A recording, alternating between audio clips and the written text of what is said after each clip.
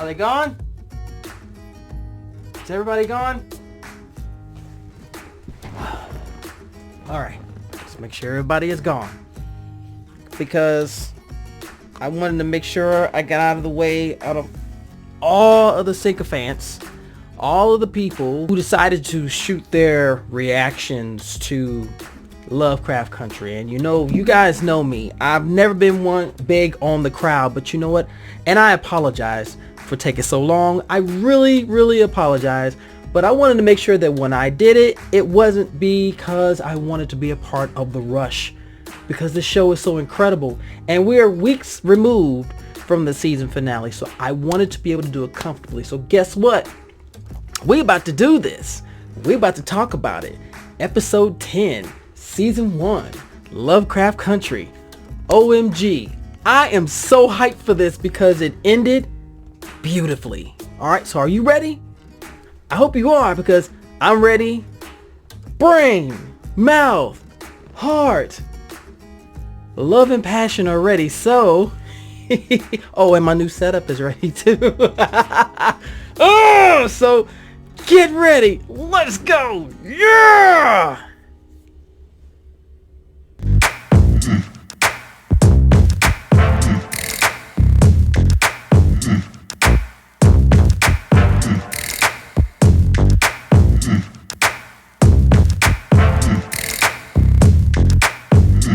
Hey everybody, it's your boy Montel. What's going on? How's everybody doing? Hopefully you guys are having a fantastic day, week, month, year, millennium. I know I have been gone. I know I've been absent. I do apologize. I've had some life things going on. You know how that works with all this pandemic stuff going on and people trying to stay safe. Hopefully you're staying safe and you're taking care of yourselves.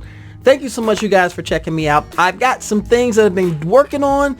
Been working on the podcast and working on some new material for the channel, and also been with my Blerdicorn combos on IG. If you haven't had a chance to check those out, please go to IGTV. I do them every Tuesday and Thursday as scheduling allows, because everybody has a different life, and they've been wonderful lately, and you guys ought to go check them out. They've been so much fun to do. Just conversations. They're not interviews, just conversations about being a blerd and the things we're passionate about and what got us there, and just talking about life in general.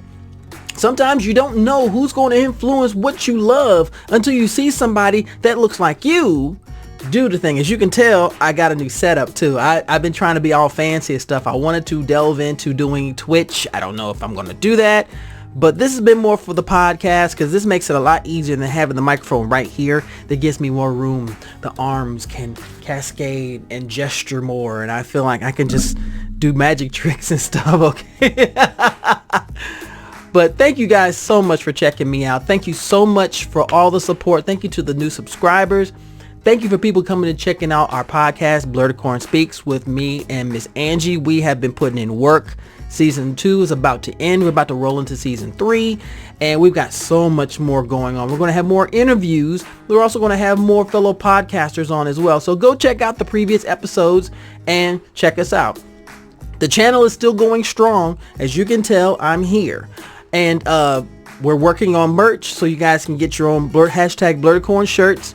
Angie is making them, and we're working on trying to get them a little more easily accessible to you guys. So we appreciate your patience. If you haven't already, please subscribe. Please subscribe to this amazing channel, so that way when another video comes up, you'll be one of the first people to know about it. Hit the notification bell so you'll know that much sooner, and you'll know when it's coming out. And of course, like my videos. Please, please, please, please. I appreciate it, you guys. I appreciate you. I love every last one of you guys. If you're coming to check it out, please share. Please share what I have done. If it's something that I've said or I've done resonates with you, share it with someone else who could possibly need it. You guys, I know I'm all about support. I'm all about uplifting and just showing all the love that is required, and just to be an open voice, just to talk about different things that I love without, we got enough people who talk trash nowadays. I don't want to be one of those people. Okay, so let's get right into it. Oh my goodness. Lovecraft Country Season 1 Episode 10, Full Circle. I gotta tell you guys, I watched this episode 3 times. And each time I found out something new, and I noticed something different each time. But I'm going to give it to you from my perspective. And you guys know I'm probably going to miss something, or I'm going to misinterpret it. But you know, the great thing about discussions about shows like this is that everybody sees something different. And if you bring it to the table for discussion, you'll be surprised when you compare notes, what you missed and what someone else missed, but you caught. So it's always good. So I don't always get it right, but I'm not trying to get it right. I'm trying to be honest about what I see and what I love about it. So the show starts. We are now after the aftermath of Rewind 1921. They got the Book of Names, and they have come back so much more scarred, so much more experience and understanding what they have to do. And they know that they have to use the Book of Names. First thing they have to do is to take care of Dee. So they, and thanks to Letty talking to Hattie, who is Tick's great grandmother, in the house before it burned, which that is one of the most jarring scenes to actually watch this lady burn, and she's not touched because she has the protective spell on her. So they have to use the Book of Names in order to take care of Dee. They get her into the room. They start speaking the incantation. The book opens up, and the first thing they see, and Montrose notices it too, the symbol on the page is Tick's birthmark. And as soon as they notice that, him and Letty, they collapse. Everybody's in a panic now. What's going on? Why is this happening? So while Hippolyta and Montrose are tending to them now that they've passed out, we find out that Tick and Letty have moved into the other realm, the protective realm of the ancestors, and each of them talks to somebody different. Letty talks to Hattie, once again, the great grandmother, and she talks to her about using the Book of Names and what needs to be done and how to speak the incantations, because they're in the language of Adam. And of course, Tick ends up encountering Hannah, and Hannah explains what the fire represents. I thought was freaking amazing, because when she talked about it, she talked about how it used to scare her and it hurt her, but then she realized that the flames, they represent her rage, and over time she realized that she could control it, and it became a tool that could be utilized.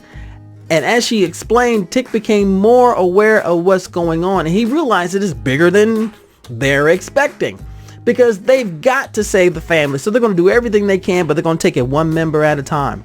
So while he's talking to Hannah and Letty is talking to Hattie, we see the room shift after he's done talking to Hannah, and I teared up on this, guys, when Tick meets Dora. And it was a reunion that was long overdue for this entire series, and just to see him see her, it got me emotional, because anytime a mother and a child are separated, it should be a reunion. It should be a wonderful thing. And Tick's mom died, so this was more meaningful than anything else, because he remembers her, I believe he remembers her as a child, but as an adult he never had that. So while they're in this other realm, they are told that what they're doing is significant, and unfortunately, the way this plan is set up, someone has to die, and unfortunately it's going to be Tick. Tick is in the mindset that there's got to be another way, and they tell him there is no other way. There is no other way. They've got to get the flesh of Titus Braithwaite. They also got to get something from Christina, and it's got to be combined with Tick, so that way they can do the incantation and stop Christina from using her spell of immortality. Because you think about it, that's all Christina cares about, is making sure that her status is advanced. So she doesn't care about anything else, although she comes across as an understanding and perhaps reasonable individual. Oh, please. Are you kidding me? She brought Ruby in. Ruby was sucked up in this because of William, Christina as William, and it just starts boom, boom, boom, boom, boom. So we see them, they finally come together around the bed in the other life, and you've got Dora, you've got Hattie, and you've got Letty, and you've got Tick. and they all start the incantation.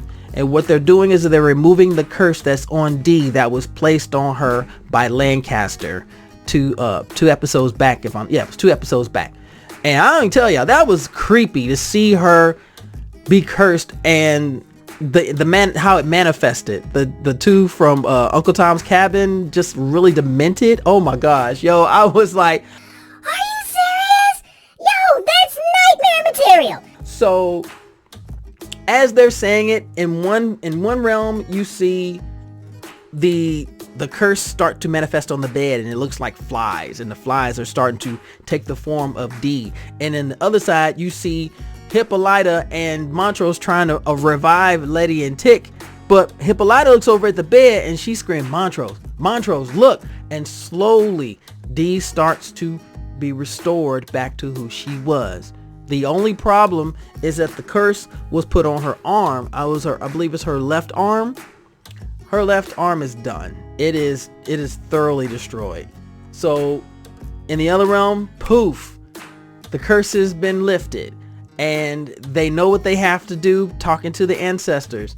Dee wakes up screaming, which is expected considering what that poor girl had to go through. So now we've got everybody coming together for this particular plan. Now they're coming together and they don't want to deal with what they got to do, and Tick is trying his best, but see, all the key players are coming into play here. Letty has got to, they understand that they have to get a part of Christina. So Letty goes to Ruby and asks for Ruby's help. Of course, Ruby does what Ruby does. And she tried. I give it to her. She tried. But Christina is a bitch. So she didn't give a damn about that. So we already know how that turned out. We know how this is going to turn out eventually. We also see that Hippolyta has now got to talk to Dee. Dee feels betrayed because when Hippolyta went chasing off, finds the time machine and goes living 200 years on Earth 504 and getting all this wisdom, Dee was by herself. And she blames her mom because if she hadn't left her alone, she wouldn't have gotten cursed.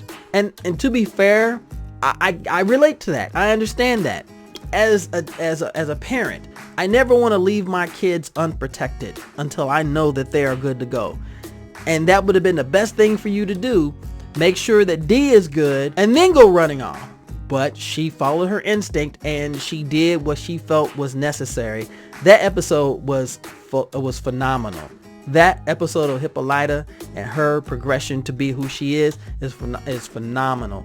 And the way her hair turned blue in Rewind 1921, oh my gosh, I was like, yo, Arethia, look at that. And then, of course, mother and daughter talk, and she said, basically, you left me. You went chasing off after this and you left me. You betrayed me. And that's some hurt that's going to be hard to lift off of a child.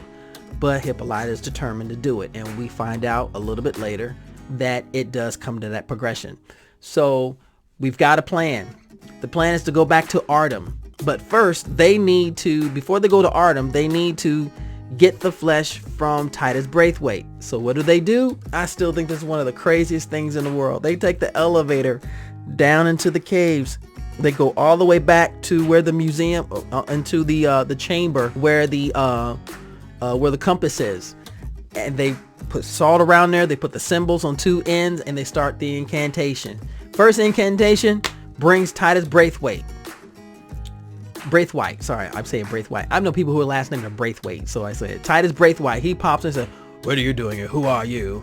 And of course, Tick goes in because he's got to get a piece of his flesh. And oh my gosh, when he did, oh, that was just crazy. But I digress. So as Tick tries to get him the first time while they're doing the incantation, we see Ruby and Christina driving, and they're on the road. All of a sudden, boom, Titus pops up. She scurs. She hits a light post, and Christina goes flying out the windshield. Ruby's still in the car. And she's like, oh my gosh, you okay? What's going on? Oh my gosh. And he almost said the N-word, y'all. I was just like, oh my goodness, those got the book. And he pops right back up on top of that compass. Except now he's surrounded. You've got Letty, you've got Tick, you've got Hannah, Dora, and Hattie. All of them right there. and they start the incantation, which starts breaking down his defenses. And that's when Tick comes in. He takes a knife and carves a nice little chunk out of his ass. You know what? And I'm not much for violence, you guys, but I was like, And I was just like, oh my gosh. translation, get him. So he did it. Titus is done. They got the piece, and then we start seeing each individual lady disappear until the last one is Dora. And it's hard for Tick to do it, to say the incantation to release her. And you can see him, that hesitation. And that was that moment where it was like, wow. It's like any child who sees a parent go away and you know they're not coming back. I've never had that feeling, but I know people who have dealt with that, and it's really hard. Letty eventually let her go, but they know what they have to do. So they all meet back at the garage, and they start talking a plan of what they need to do. And in the interim, they go back to the house. Tick gets on the phone, calls G.I. G.I. meets him at a hotel, and he basically says, what we had was real. I got scared. It was nothing on you. I got scared. And because what we shared, that makes us family. Which you have to admit, that is a really mature and really a honest and manly and adult thing to do. Because so many times we run away from different things because we're scared and we're not sure how to handle it, how we're going to accept it. So what's the first thing we do? We run. And that's what he did. But instead of running and running and running, he came back to this not because he needed her, but because this was a bond that needed to be reestablished, because they really loved each other. She genuinely loves him. He genuinely loves her.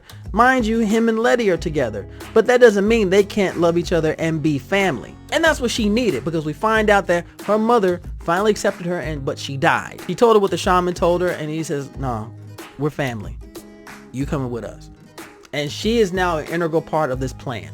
So they go back to the garage, and now they're talking over everything and what needs to be done. You could just see everything with them just flow. It was a slow motion moment, but you could just see it.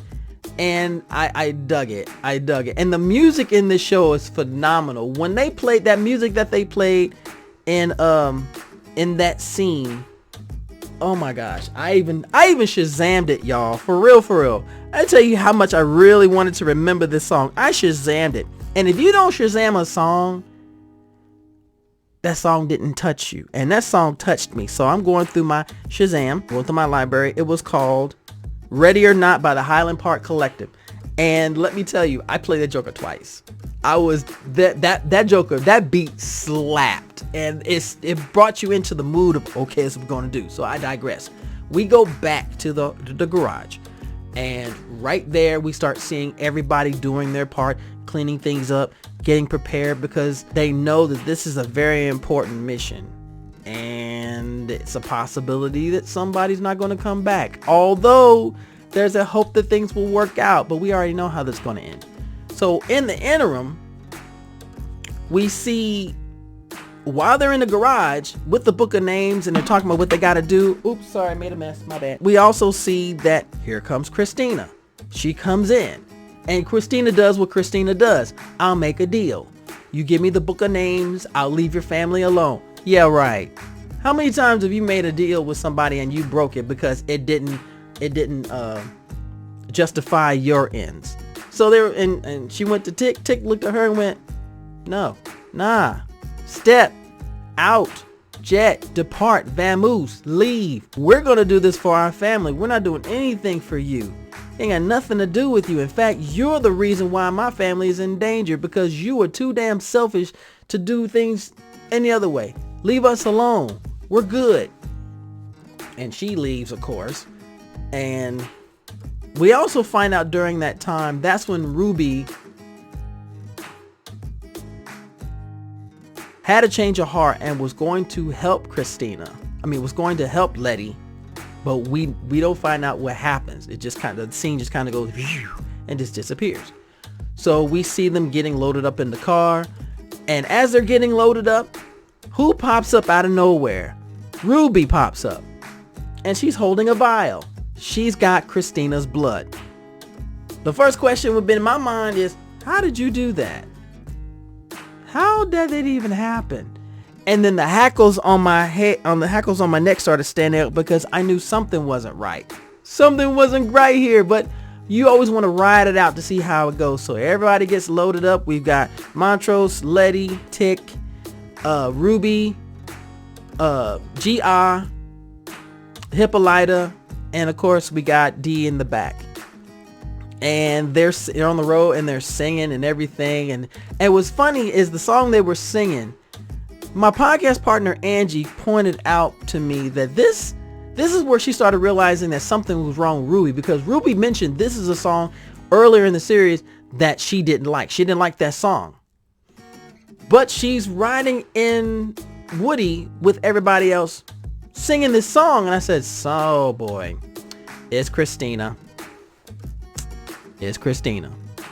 But I didn't get the confirmation right away. But my instinct, the inner kid, the fat kid, which is the voice in my head, he's sitting there going, it's Christina, it's Christina. So they get to Artem. They're driving to Artem, and now they have the master plan to stop Christina by setting the trap and making sure that she can't weave this spell of invulnerability. So Montrose is with Tick. Tick drinks the blood. He eats the meat of Titus, and with a little chaser, of course, because let's face it, you're drinking human blood, eating human flesh. Yeah, that can be a bit out there. So we go to the tower. The tower is where Letty and Tick are. Letty and Ruby are. Montrose is with GR and Hippolyta, and they're laying salt all over the place because, you know, the salt creates a barrier that prevents outside spirits or anything like that from getting in, or keeps them trapped so they can't escape. It works both ways. If you've seen Supernatural, you know what I'm talking about. So we fast forward to the tower, and they're putting up the symbols on the tower, and right around there they're talking back and forth. And something in Letty said, I'm glad you agreed to help us at the cemetery, which we all know was a lie. But then Ruby turns around and says, well, you're my sister, I would not. And I was like, bitch, you're Christina. And I was like, because Christina, oh my gosh, Ruby did not agree to help her in that. They got into it at the cemetery at their mother's grave. And she looked and says, she made me promise not to hurt you. And they get into this full on fight. Oh, but one thing I did forget. Back at the garage when Christina came, and as she walked out, her Tick said no. She spoke the cantrip, which removed the protective spell off of Letty. So she was no longer protected from anything. So now they got into a fist fight in the tower. They're just fapping it down, slamming it down. Well, at the same time, you got the villagers coming out of the woodwork in the bridge where Montrose, GR, and Hippolyta are, and there's a full-on fight. And I'm gonna tell you, Hippolyta must have learned some shit, because y'all, she was laying them out. It took them monkey piling her in order to stop her. Knocked Montrose out. They subdue GR, and they take him to the ruins. Tick goes to the ruins, and he notices they all start, and out of nowhere, it was really creepy. First it was him, then out of nowhere, here come all these villagers. They're taking stuff off of him, and he goes up to the front, and he sees Christina, and he knows he's got to follow it through. It's a distraction so that they continue doing what they're doing to stop her. He doesn't know what's transpired. So we go back to the tower. The fist fight between Christina, Ruby, and Letty continue, and what ends up, and I thought that Letty was gonna get the advantage on her. I didn't think Christina could fight, but she can fight. So she knocks her out of the tower. She falls, hits the ground, doesn't move, and I'm going, oh my gosh, are you kidding me? This is how it's gonna be? Please don't tell me this is how it's gonna be. Please tell me this is not how it's going to be, because I would be so hurt at this point. So we go back to right there in the ruins, and he sees Christina. Christina's already changed back, and she's right back there, and you see Montrose GI and Hippolyta being led back, and that's when he asks, where's Letty? And of course, what does Christina do? That little gloating shit that most villains will do, and of course he's angry. This is the love of his life. He went through all this. He didn't want anything to happen to her. He did this so nothing would happen to her. But what's funny is it went back to the scene again at the tower. As Ruby is about to leave, or Christina's about to leave, she says another cantrip. Little did we know that there was another protective spell put on Letty when she was on the ground. So this was Christina doing this, because I guess she figured, well, everything's in place, I don't need anything else, and we're good. So she places him on this contraption that lays him out, and she turns it. It looks almost like a half, like a scroll and compass, like you see for the Masons. So she's got him strapped in, and he starts getting up, he starts raising it. She starts the incantation. She takes his sword, slashes both arms, just on both arms, and he's bleeding like a stuck pig. She steps up under the blood, and she starts the incantation. The moon is out, and you can start, and as she's doing the incantation, not only is his blood coming from his body, but the spirit energy, his life energy, is being pulled from him as well. And as he's doing this and he's going through this, Letty revives, comes back to life, apparently, for whatever reason. I still don't understand why Christina did it, but I guess she figured because this was her roundabout way to keep her word to Ruby about what's going on. So she runs back, and she gets there just in time to see the last of Tick's life fall from him. But he sees her. She says, I love you. And he smiles, and he dies. He loses consciousness. And Letty goes up, and she starts the incantation. And she's thinking, I gotta speak this incantation because he's got her blood and his flesh inside and everything. And that's when Hippolyta says, they've got to connect. They've got to touch. And that's when you see GI come into action. Now, while this is about to happen, we go back and we see Dee inside of Woody, and she's reading Lovecraft Country, which I thought was really, I love how the whole story just extrapolated off the real live book. And of course she starts hearing noises around, and what happens, she starts getting attacked by the other Shoggoths that were raised by them. But who comes to her aid? Dun, dun, dun, dun! The Black Shoggoth comes out of nowhere and starts wrecking shop. Fucking shop. I was like, oh my god, you have a gun. You know the moments when you see somebody come to somebody's rescue and you just see fights and you're just like, oh my gosh, I just saw everything. Everything like, oh my god, this is so great. I love it. Oh my god. So we go back to the scene, and GI comes into action. She goes up on the steps because now we start seeing dark energy coming out of Christina, and it starts blocking out the moon. So what does GI do? She gets up on the steps between Christina and the moon. She blocks it. She, as a Kumiho, the nine-tailed fox, she starts throwing out her tendrils or her tails. She wraps Christina, well, she impales her and then wraps her, and then she wraps Tick's body while Letty is doing the incantation. And what's happening is this is all starting to reverse. The power is starting to drain out of Christina, and eventually you see this somewhat of an explosion, and we look up a little bit later and we see Christina under rubble. He's large blocks of the walls that fallen on her. So she has got these walls on her, and she's like, she starts these incantation, and Letty looks over and says, it's not going to work. We've got all the magic.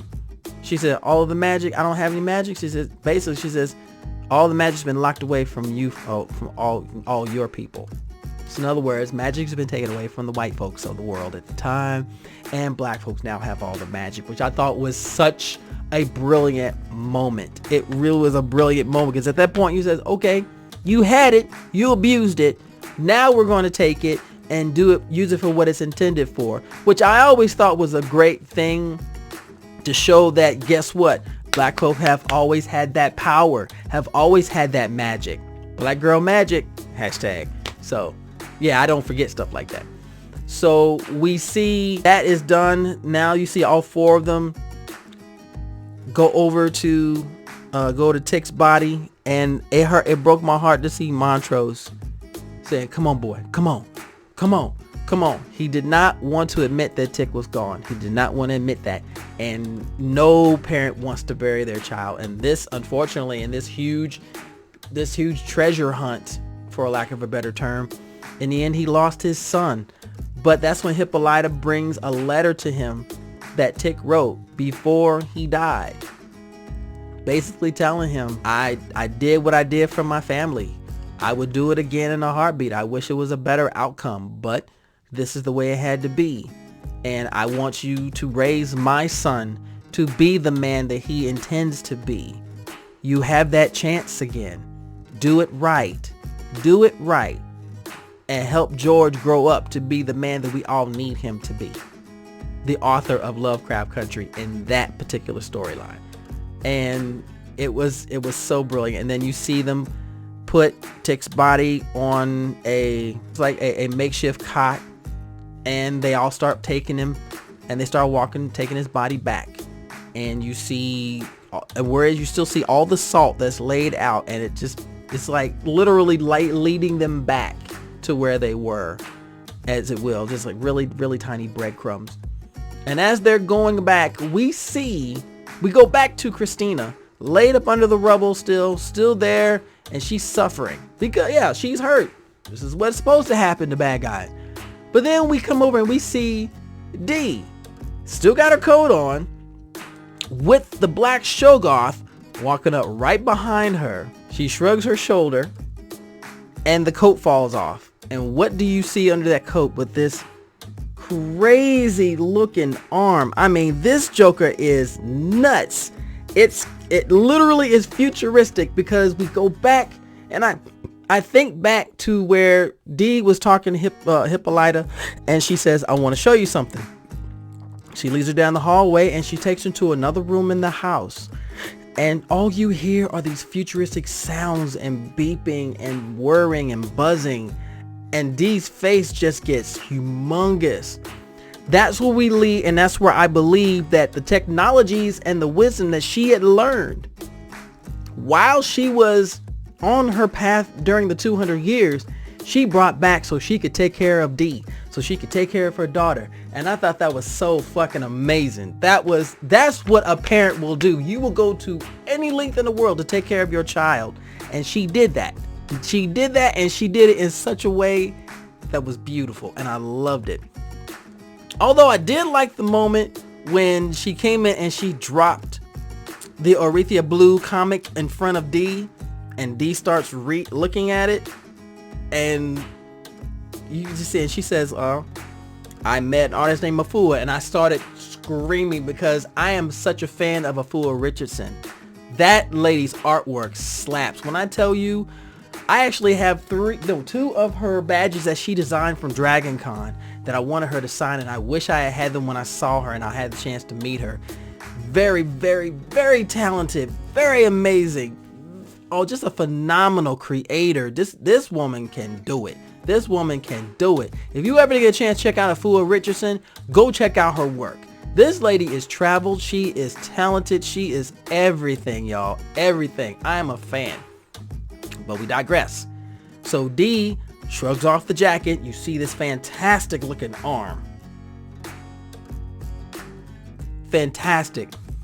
And she just reaches down, grabs Christina by her throat, squeezes, looks like she's just gonna choke her out, and you just see her whole throat explode. Just I was like, what? Dee? Yo, what did you become? What did you become? She starts standing up, she puts her hand on her lap, and she looks up at the Shoggoth. The Shoggoth howls at the moon. Well, as much as a Shoggoth can howl. And it ends. I was like, I sat back on my couch and was literally blown away by what I had seen. One of the best finales of any show that I have seen. They not only did they tie up some loose ends, but they left some open.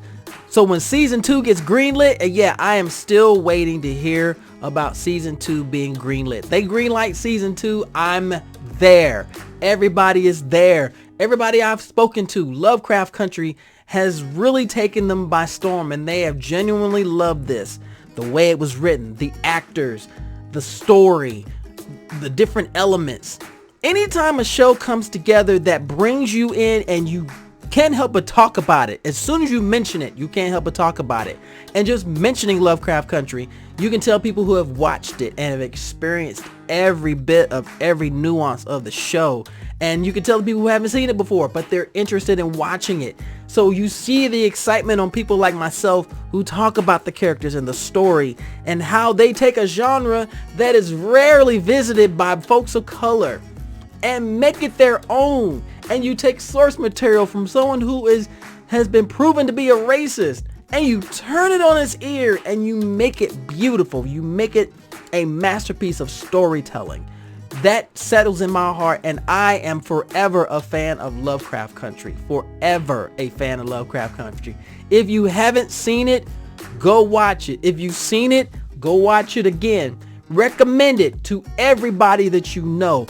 Race has no exclusion in this show. And I think everybody should have the opportunity to watch it. Lovecraft Country is on HBO Max, and it's on HBO. If you haven't got it, go find someone who's got access. Go check it out. You can get HBO Max through Hulu, which was what I did. And I have loved every single episode. Some actually hit harder than others, but that's okay. That's what we want. We want some of the lessons that were taught in this show to be long-standing. You want that. As a Blerd, I'm proud to represent this, and I'm proud to tell people about this, okay? That was my review of the finale of Lovecraft Country Season 1. Full circle. I'm tired, y'all, but you know, it's that good kind of tired. If you haven't had a chance to watch it, go watch it. Go recommend it. Go talk about it. Keep the conversation going. And if there is a chance for them to ask us if we want Lovecraft Country Season 2, oh, the hell yeah better be as big as this planet, okay? Thank you so much for checking me out. Thank you so much for the love. Thank you so much for all of the support and the new subscribers and supporting my Blerdicorn Convos on IG every Tuesday and Thursday right around 7 p.m. as schedule dictates, because I try to be as flexible with the conversationalists that I bring in, and they're wonderful, amazing blurs just like myself. They're Blerdicorns. They are part of the family, and people come in and we show that love. That's what it's supposed to be in this community. Our Blerd community, our Blerdicorn community. We show love. We show support. Blerdicorn Speaks has been wonderful. Thank you for the support for that. That podcast was a labor of love, and it continues to be something that I enjoy. I've had the chance to special guest on other podcasts. Go to Circle of Nerds. I had a special guest spot with them this last week, and it was wonderful. Go check out Circle of Nerds and check out that episode. Go check out Blerd's Eye View. Go check out everything that has to do with us and support that. Support your local Blerdicorn, okay? Thank you so much for everyone. And as always, as I tell you, beautiful, wonderful, sexy people, and I am back, and it is long overdue, okay? Stay nerdy, stay geeky, please stay sexy, and for all that is holy, please stay safe out here. Let's get back to what we know and make it better, okay? Take care of yourselves, guys. Bye. Yeah!